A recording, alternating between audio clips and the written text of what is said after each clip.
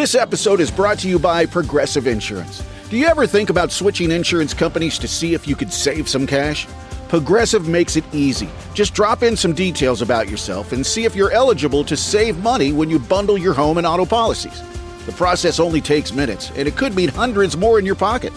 Visit Progressive.com after this episode to see if you could save. Progressive Casualty Insurance Company and Affiliates. Potential savings will vary. Not available in all states.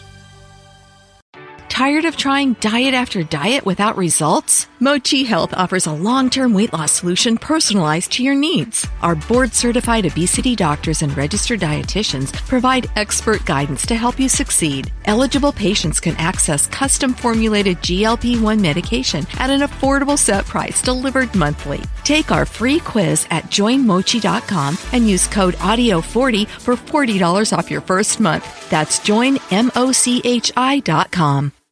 He's a former law enforcement officer and paramedic. He's here to talk about the murder of Town Marshal Law Enforcement Officer Richard Hart, his friend and colleague, the devastating effects it had on him and his life after.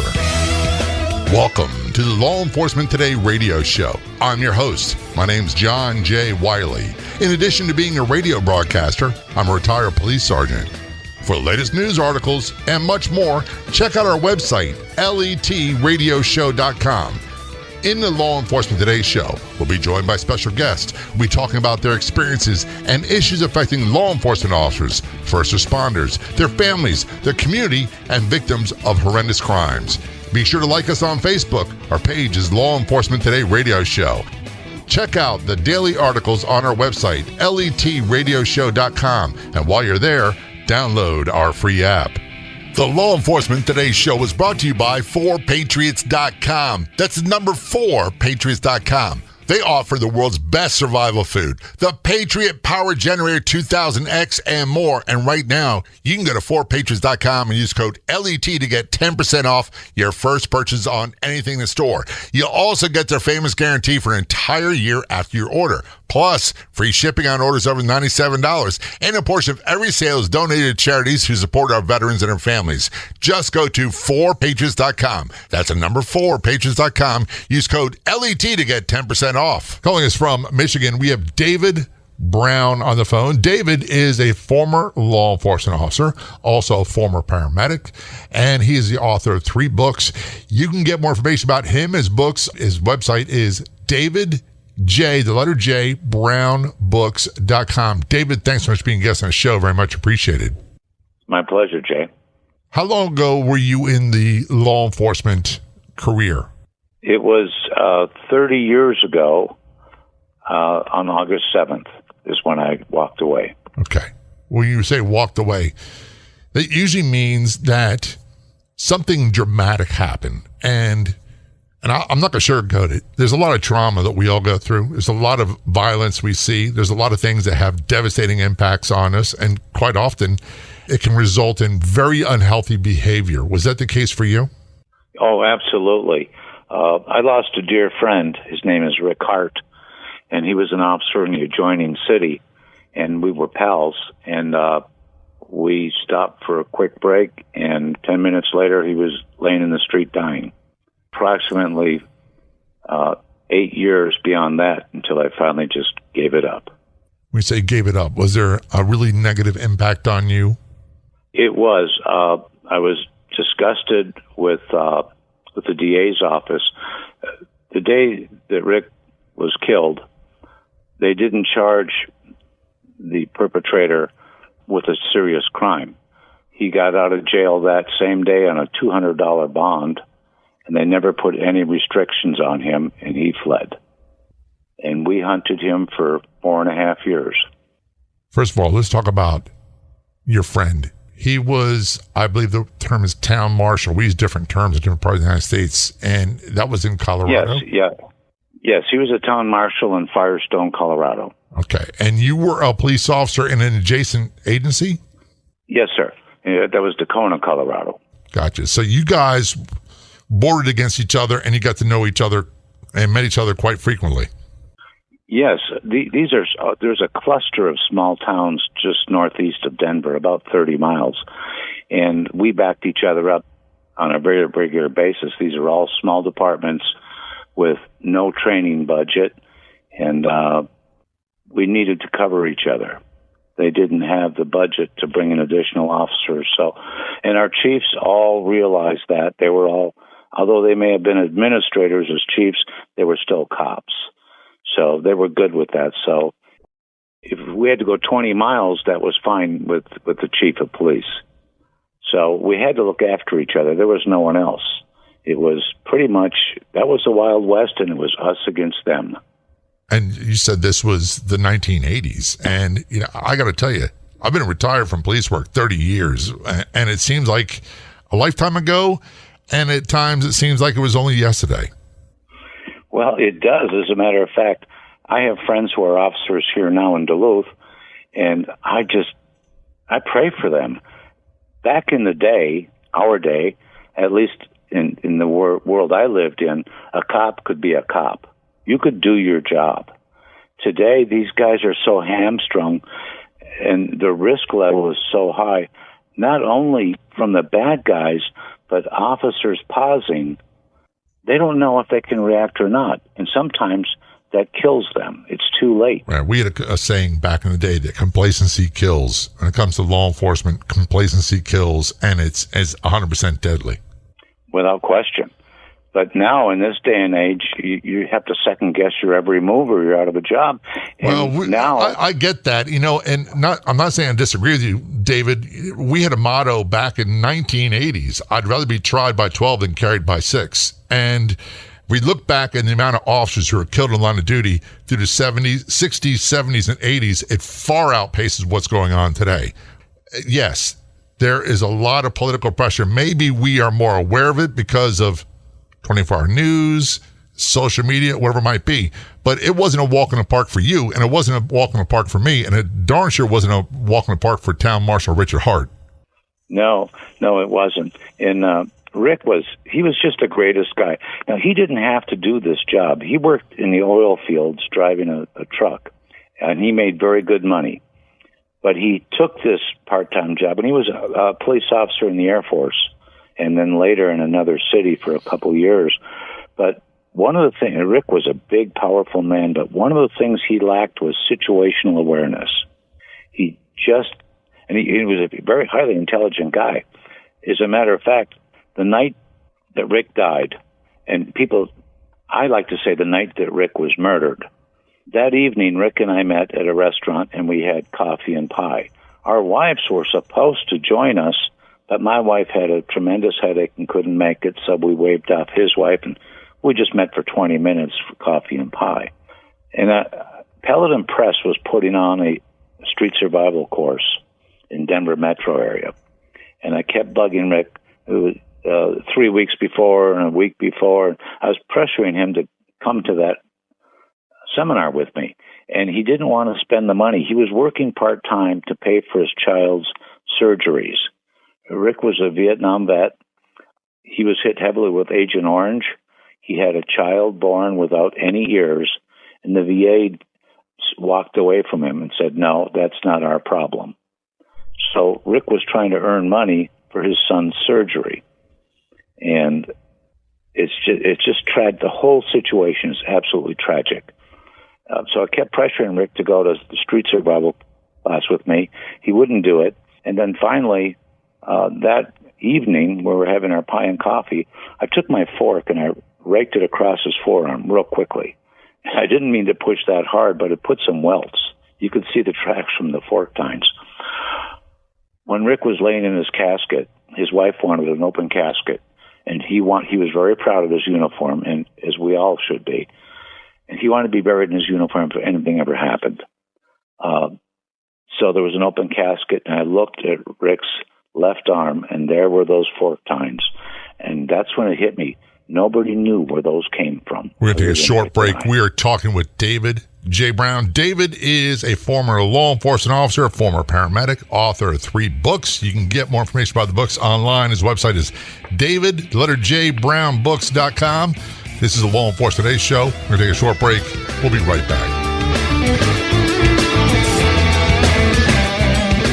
January marked the third time a power station in North Carolina was damaged by gunfire. Authorities are saying the attack raises a new level of threat. Imagine a blackout lasting not days, but weeks or months. Your life would be frozen in time right at the moment the power fails. Lights over the country would go out, throwing people into total darkness.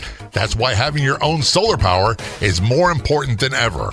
With a new Patriot Power Generator 2000X, you get a solar generator that doesn't install into your house because it's portable. You can take it with you, even use it inside, but it's powerful enough for your phones, medical devices, or even your fridge. And right now, you can go to 4patriots.com and use code LET to get 10% off your first purchase on anything in the store, including the Patriot Power Generator. You'll also get their famous guarantee for an entire year after your order. Plus, free shipping on orders over $97, and a portion of every sale is donated to charities who support our veterans and their families. Just go to 4patriots.com. That's the number 4patriots.com and use code LET to get 10% off. That's 4patriots.com. Use code LET to get yours today.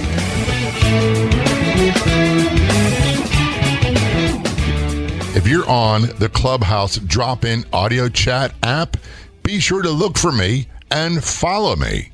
My name's John, the letter J, Wiley, W-I-L-E-Y. You can also search for @LET Radio Show. That's John J. Wiley, W-I-L-E-Y, @LET Radio Show on the Clubhouse drop-in audio chat app.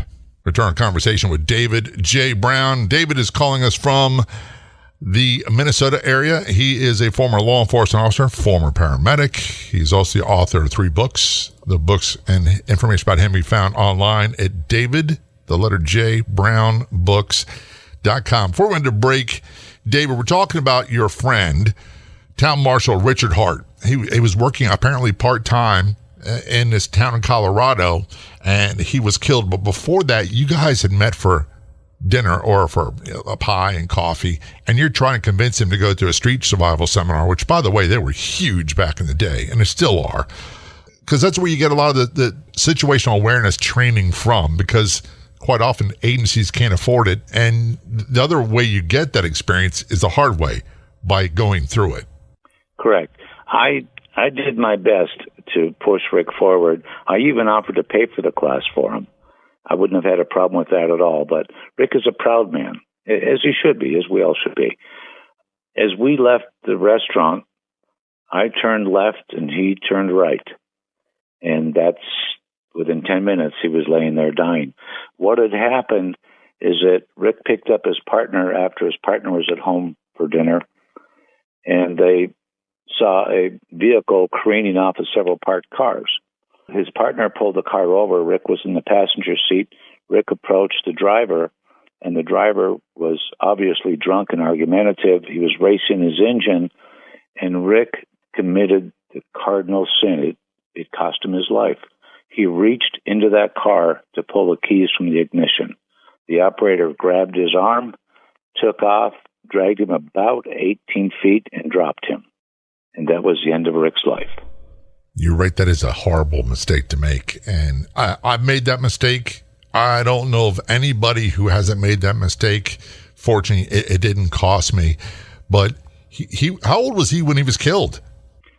Rick was incredibly young. He was only 34 years old, father of 3. That takes me back to when I was a rookie police. And I tell people all the time, David, I was so lucky in Baltimore that a lot of the experienced cops who trained us, you went through the academy, you learned what you learned, you went through field training, and then you got real street experience. But a lot of the officers were combat Vietnam veterans, and they were really good police. They're really good about basics, about survival, treating people with respect, all those sorts of things. And we even had a few commanders that were Korean War veterans. And that may seem like ancient history now, but back then it was far more commonplace than people realized, and they were very good. They sounded a lot like Richard. He was a quality guy. He truly was. And he was one of those guys that you meet eyes with him and you knew you had a friend. He was just that kind of guy, and you knew he had your back, even more importantly. He was a quality guy. He just didn't have the training necessary, and it's just so sad. And one of the things that is so relevant to today's conversation is a lot of politicians are anti-street survival training. They're anti-warrior training. And people hear those terms and they go, oh my goodness, it's about killing people. It's not that at all. As a matter of fact, the warrior classes aren't about it at all. And they not only do not fund that type of training, they prohibit their officers from paying out of their own pocket and going. Yes. It's an example here in Duluth. And our officers our chief applied for helmets, new vests, knee pads, bulletproof knee pads, things of that nature. And the city council said, no, I think we want to involve our civilians. So they had a civilian committee deciding what protective gear the city was going to buy our police officers. Yeah, that doesn't make a whole lot of sense now, does it? Well, to me, it makes no sense. And, the government was giving away military vehicles all throughout the country. And the city, we're on the very tip of Lake Superior.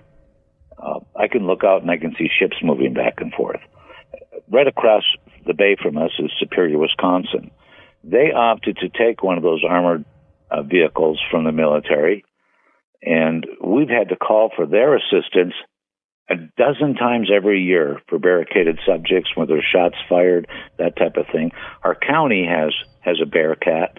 Duluth could have had one, but they thought that was too much of a military. Yeah, I get that. And, it's getting to a situation I really don't want to talk about, because we could have a conversation about the idiocy of governments and government bureaucrats and elected politicians until the cows come home. And by the way, that's not a new conversation. That's been going on forever and ever and ever. All these things that we talk about, the militarization of police, is caused by like LA's North Hollywood bank shootout. Check out that one. How about the Austin Bell Tower in Texas? All these things are brought about as a result of incidents occur. And we talked earlier about the tragic murder of Town Marshal Richard Hart. He learned his lessons the hard way from his own experience. He made the mistake of putting his hand in a car, and the driver took off and dragged him, and that wound up killing him, didn't it? Yes, sir. The real pain came from when the DA released the violator. He was in jail less than 6 hours. And there was a lot of heat over that, but it was an election year, and it's just ridiculous. So there were 5 of us in the group. After Rick's funeral, 5 of us came together from different jurisdictions and decided that we were going to be the hunters.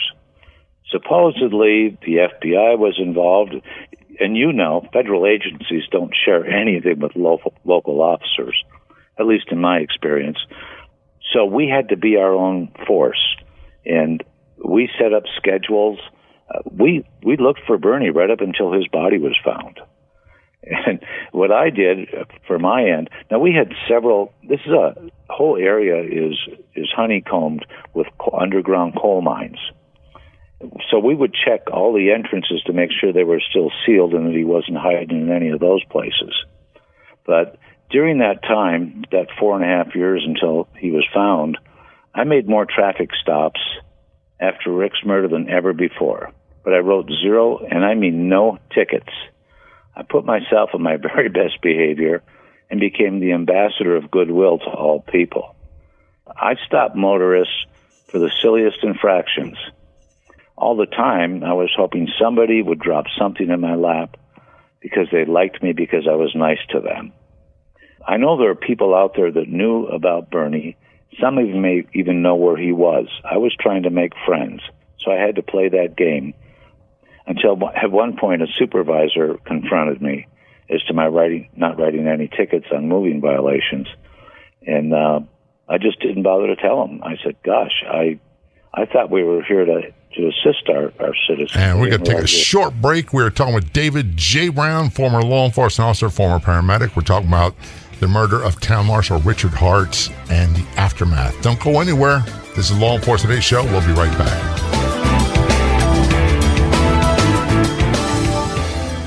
Of all the radio stations in the United States, there's only one show like ours, the Law Enforcement Today radio show. And on Facebook, there's only one official page, do a search on Facebook for Law Enforcement Today Radio Show. That's Law Enforcement Today Radio Show on Facebook. When you get there, click like and follow. I am Meg Marie O'Rourke from Harmony with Food. Do you ever wonder what foods you should or should not be consuming based on your own unique needs? At Harmony with Food, we are now able to determine exactly what foods we should or should not be consuming through advanced testing. Test, don't guess is the motto at Harmony with Food's BioUnique Boutique program. It has never been easier than now to determine what food, drinks, and supplements you need for your individualized needs. Head over to harmonywithfood.com and click on the testing tab.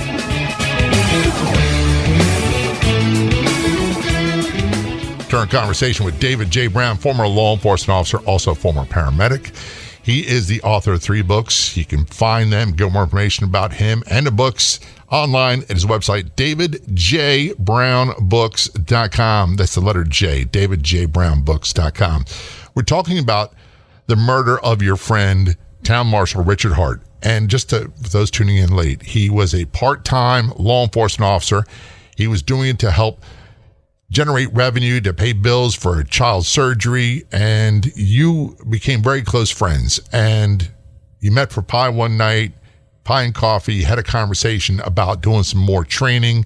You went your separate ways, and then he committed the cardinal mistake of putting his hand in the window of a car operated by a drunk driver that took off, and it wound up costing Rick his life.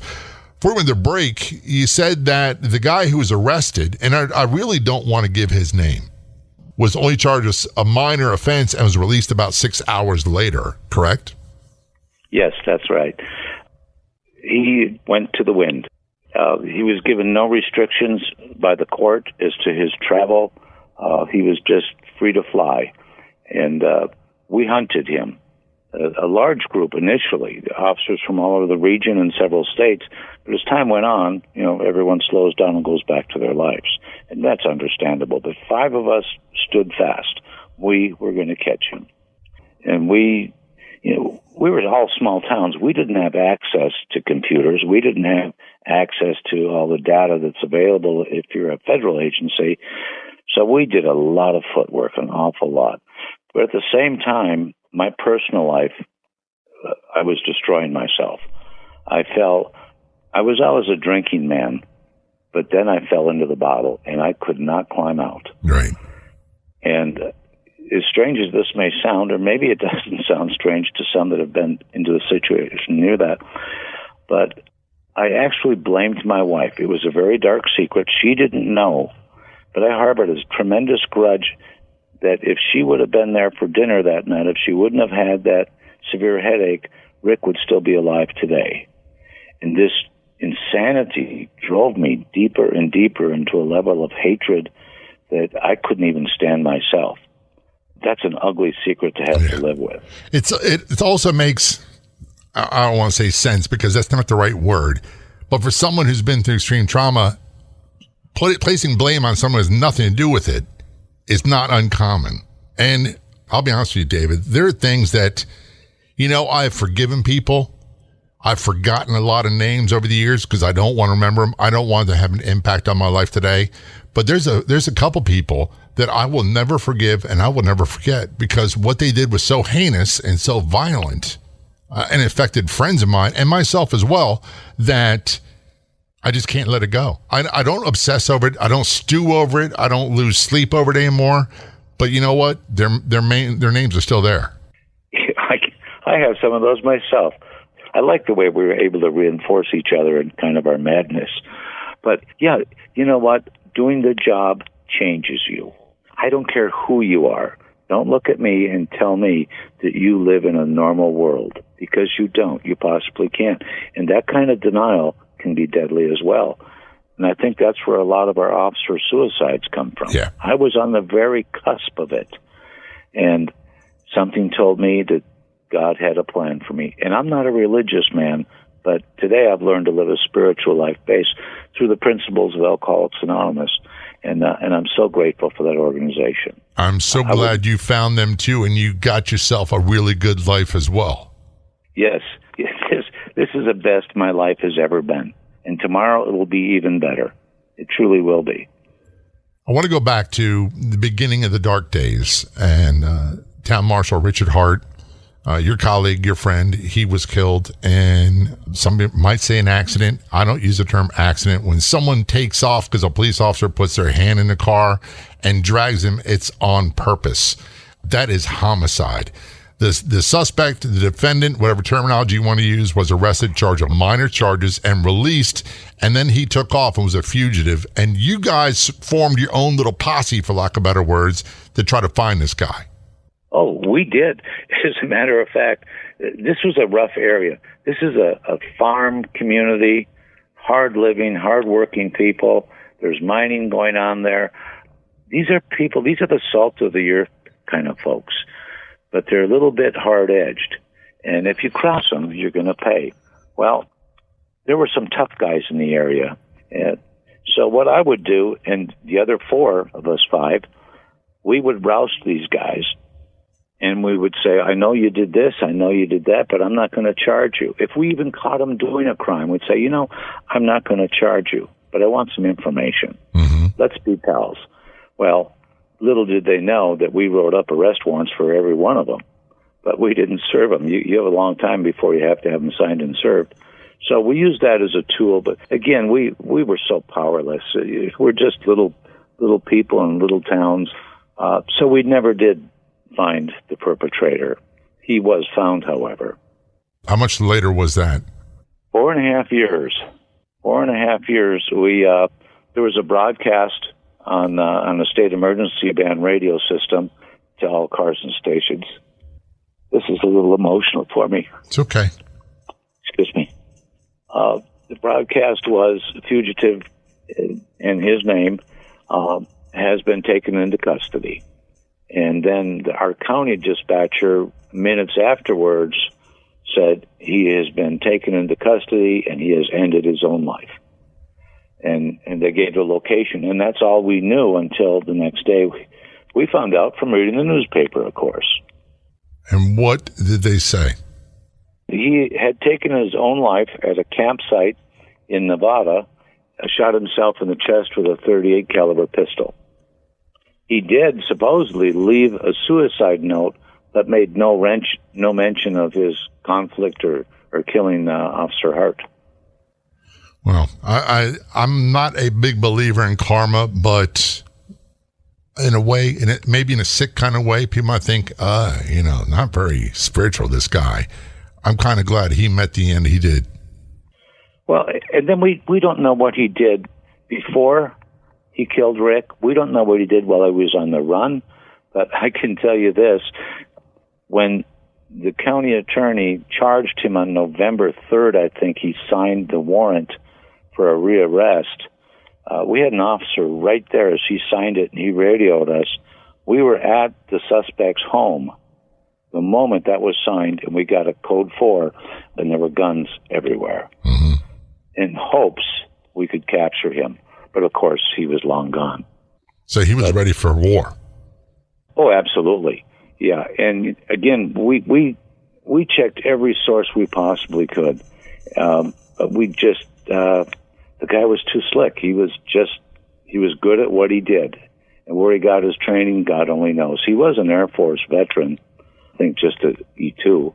But, and I don't mean to disrespect anyone with that rank, don't get me wrong, but this guy seemed to have a lot more savvy than an airman.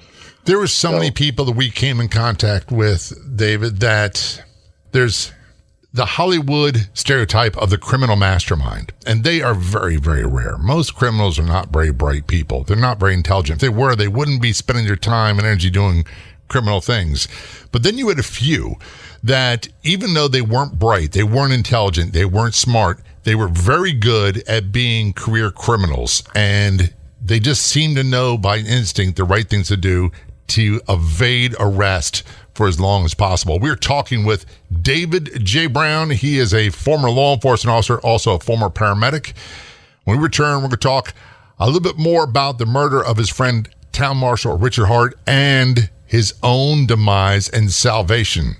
or shall I say recovery. Ever find yourself in a situation where you can't listen to the whole Law Enforcement Today show? Never fear. Past episodes are available online as a podcast, and you can listen for free. That's right. The Law Enforcement Today podcast is free. Do a Google search for Law Enforcement Today podcast, or simply go to letradioshow.com and click the Be Heard tab. This is the Law Enforcement Today show. Don't go anywhere. We'll be right back.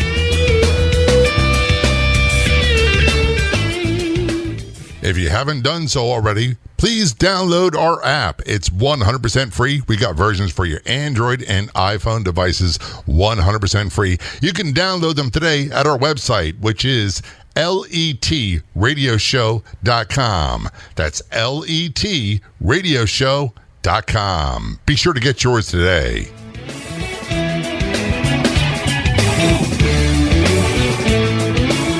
Back to a conversation with David J. Brown on the Law Enforcement Today show. David is a former law enforcement officer, also a former paramedic, author of 3 books.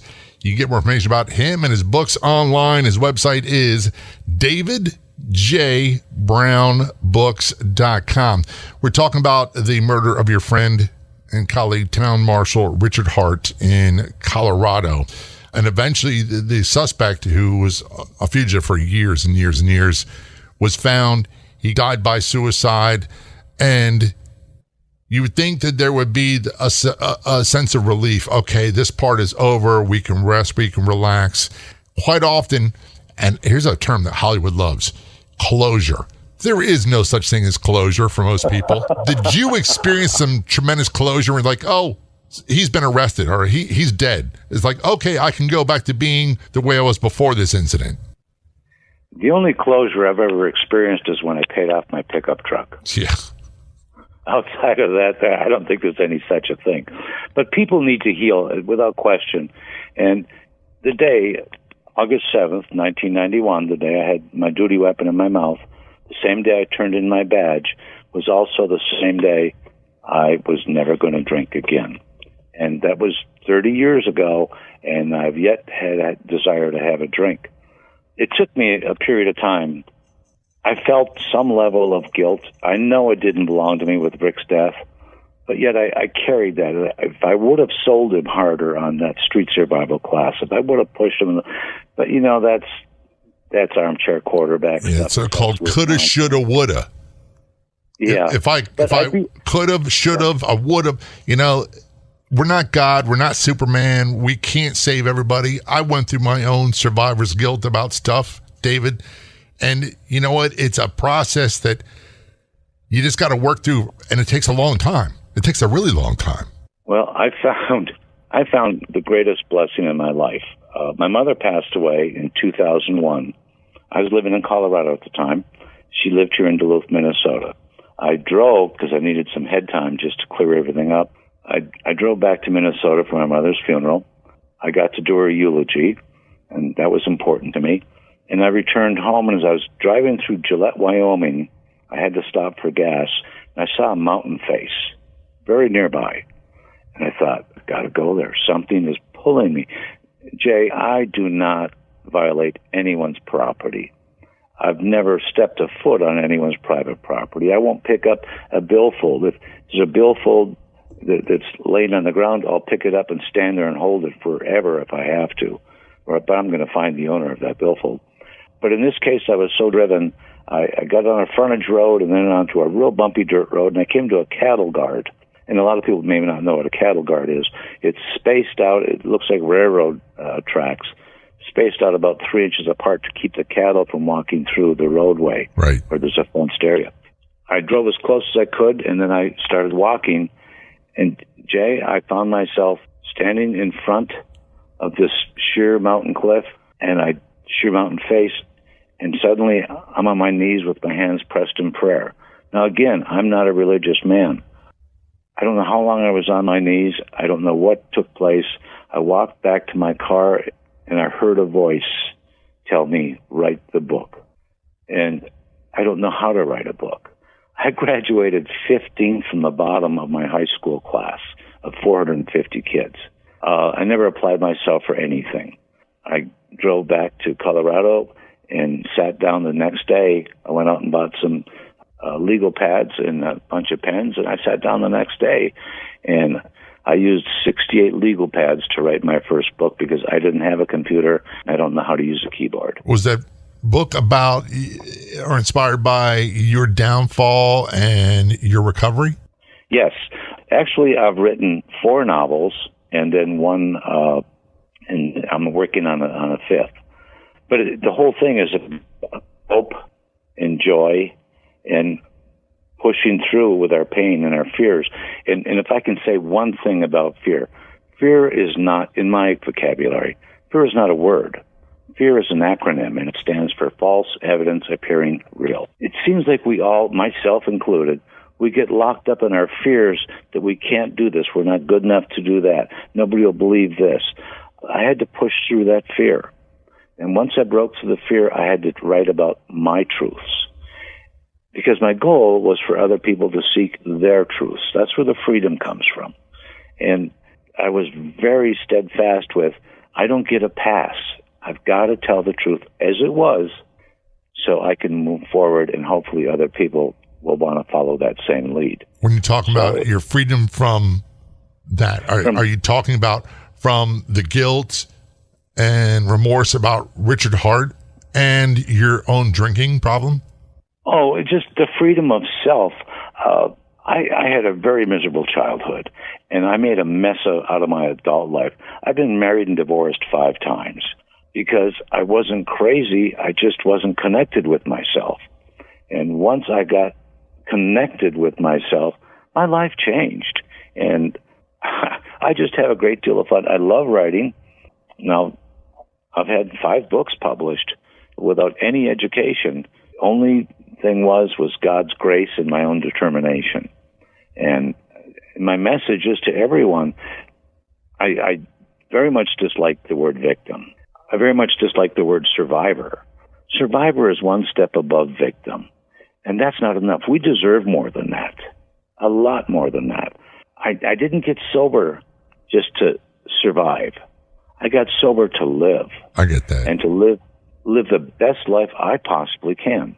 So you've obviously devoted yourself to writing about your journey, and you say you're in your 5th novel now? I've completed my 5th. I'm on my 6th, actually. Oh, my goodness. I can't keep track. This is a guy with no education in writing, and you're very prolific at it. Let's talk about the books that you have. What are the names of the books you have already? My first book was Daddy Had to Say Goodbye. My second is Flesh of a Fraud. And these are all self-descriptive.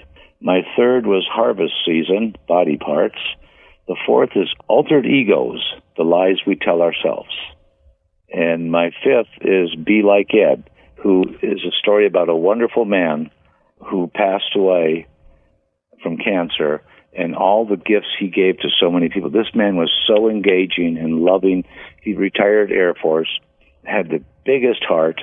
I'm a member of a very, very large YouTube community that we're kind of crazy people, but we celebrate life and we celebrate freedom. And we're not right-wing anything, but we very much believe in our Constitution and the defense of our Constitution. Absolutely. Every cop I know takes an oath to protect the Constitution of the United States and their state, myself included. What is your website, and can people get in touch with you there?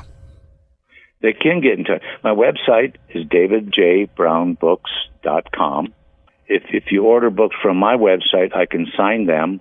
My books are also available on Amazon, and they're both in print form and ebook form. I'm having audiobooks being manufactured as we speak right now, Jay, and hopefully those will be out sometime in February. And your website's davidjbrownbooks.com. That's correct, yes, How sir. about social media? Can we find you on social media? Facebook, yeah, I'm all over Facebook. And what's the name of your Facebook page? David J. Brown. Just real simple. David, I really appreciate you coming on the show to talk about your story. I appreciate your service very, very much. And I'm really glad that you have found peace and recovery and 30 years of sobriety in your journey. Many people do not. Many people die from this. And by the way, If you have a problem with drugs or alcohol, I highly suggest you check out a 12-step program, Alcoholics Anonymous, Narcotics Anonymous. If the person is breathing in and out, there's always hope for them. David, thanks for being a guest on the show. Very much appreciated. Thank you, sir. It's good to meet another brother. I'd like to thank our guests so much for coming on the Law Enforcement Today radio show. The Law Enforcement Today radio show is a nationally syndicated radio show broadcast on numerous stations once a week and growing. If you enjoyed the podcast version of the show, please do me a big favor. Tell a friend. I'll be back in just a couple days with a brand new episode of the Law Enforcement Today radio show and podcast. Until then, this is John J. Wiley. See ya.